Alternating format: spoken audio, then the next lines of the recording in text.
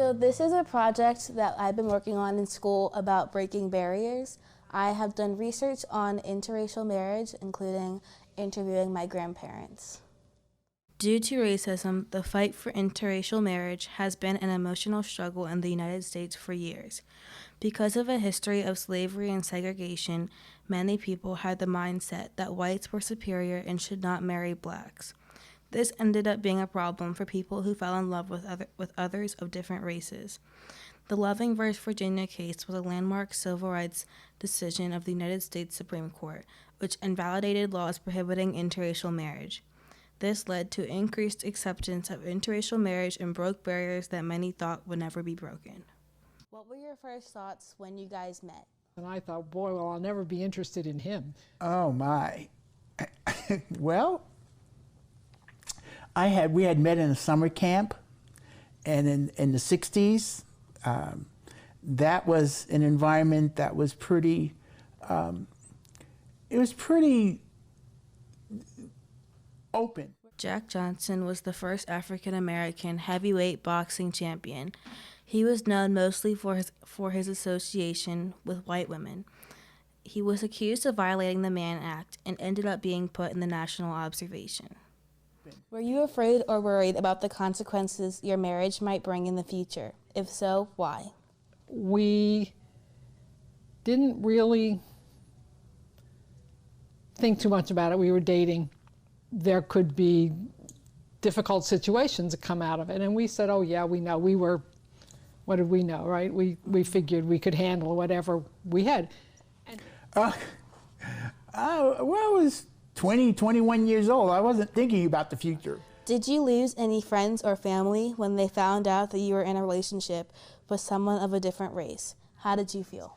My parents got a lot of resistance. They were told they should disown me, that they should, they shouldn't let me be part of the family anymore.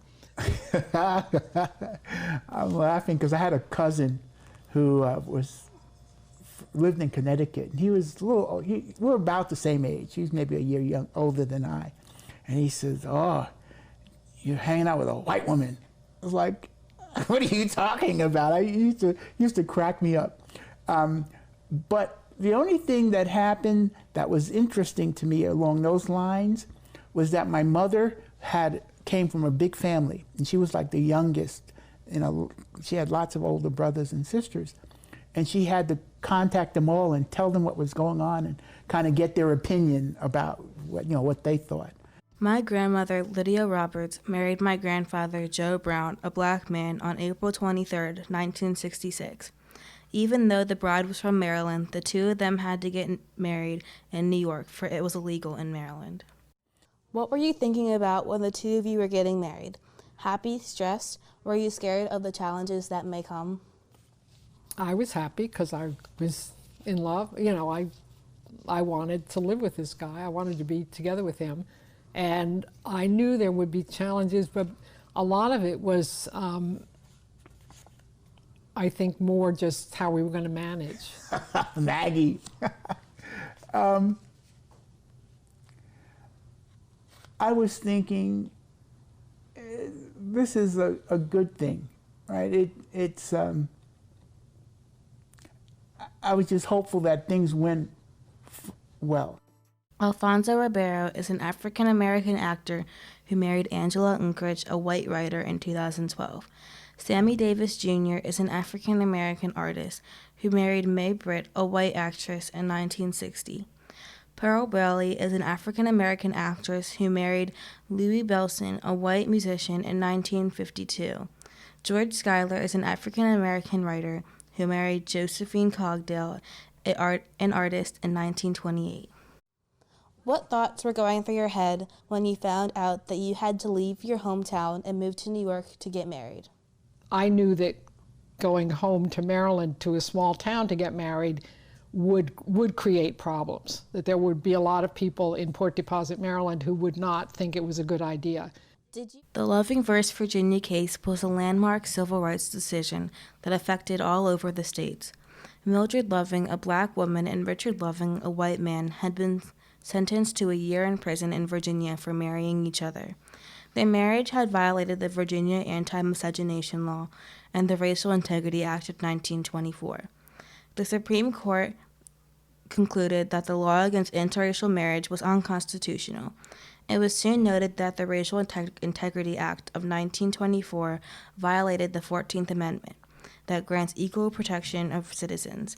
As a result, the Supreme Court ended all race-based legal restrictions on marriage in the U.S. What were your reactions when you heard about the Loving v. Virginia case? I don't think I really was aware of it until later, because we got married in 1966, and I didn't realize it was still against the law in Maryland. Oh. My reaction was, it's about time. It's like, really? This is 1967, and we had gotten married a year before. It's like, are you serious? It took all this time? With interracial marriage now being legal, there is an increase in interracial marriages and adoptions.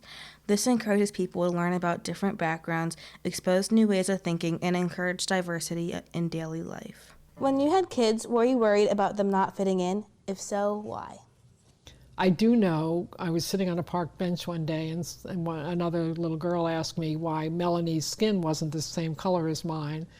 And I said, well, you know, her father's skin is dark brown and mine's light, and so she's in the middle, as I call it, my mini genetics lesson. And the mother next to the kid said, oh, I didn't think she noticed. And I thought, well, to myself, I thought, well, that's really stupid, because, you know, the kid is observing that it's not what she usually sees, and she's asking a question. And I'd rather explain it to the kid than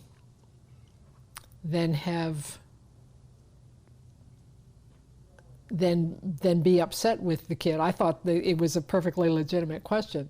It kind of scared me.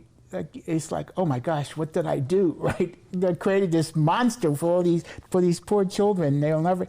And I quickly got to a point where I realized that, yeah, being interracial, an interracial child could be a handicap.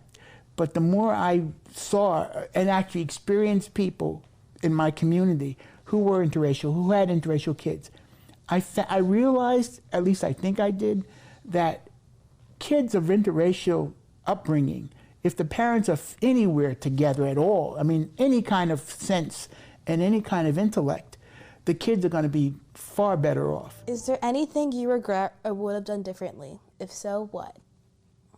I don't think so. I think that you'll laugh. Sometime when your mother was a teenager, I said something to the effect of, we're just a pretty normal middle-class family.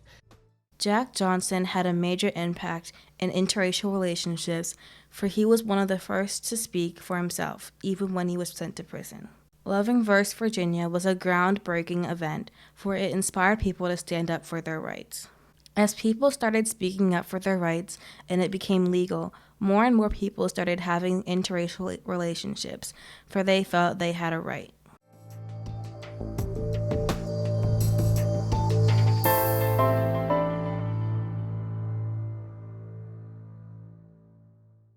Bloopers! One's white. Bloopers! Wasn't that amazing? Wait. Wasn't that amazing?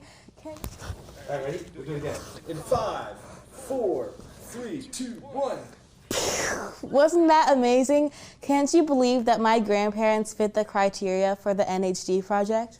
It's a project about breaking barriers, and you will see for they are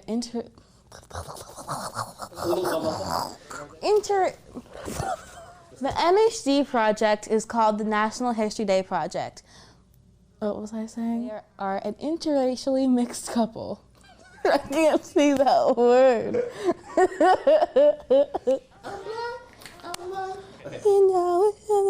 Thanks for watching. Give us a thumbs up and click the notification down below. Don't forget to subscribe, for that will help me out a lot.